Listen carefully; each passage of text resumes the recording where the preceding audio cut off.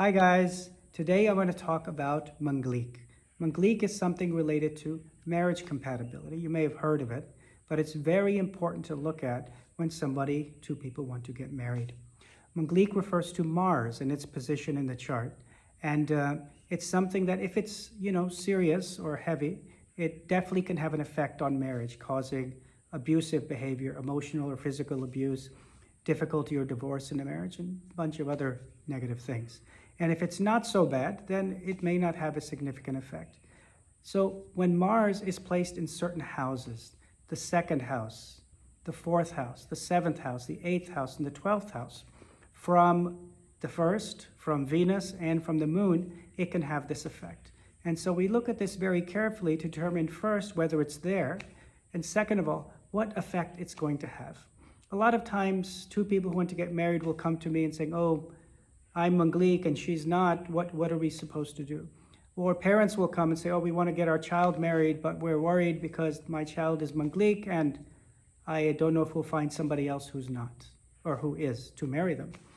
Because if two people who are Manglik get married, that nullifies the entire effect. So the first thing to determine is, do they have it?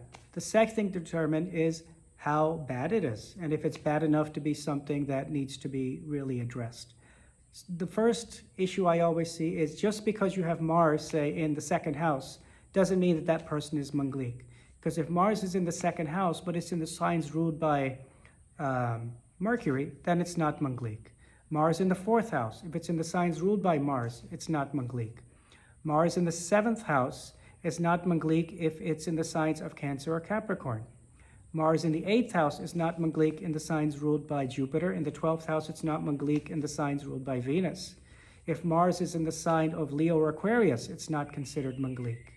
If Mars is with the moon or it's with Jupiter, or if Venus or Jupiter are on the ascendant, then you also do not have a Manglik status. So when you look at marriage compatibility, there's so many different factors to look at, and Manglik is one of them. And so I very carefully look at whether this person actually has it, then you determine how strong it is. If you see, someone is Manglik from the first house, from the moon, and from Venus, well, then it's something you have to take seriously.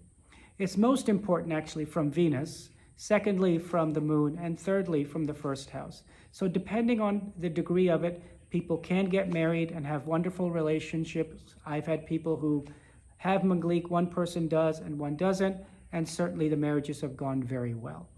So we always have to look at it as to its degree of importance. If it's a very strong Manglik in the chart, you must take it seriously and be very careful in determining who you're going to marry. But if it's very mild, it's something that is one factor out of 20 I look at in marriage compatibility, and a lot of times people can get married. If you guys have any questions, please contact me. Thank you so much.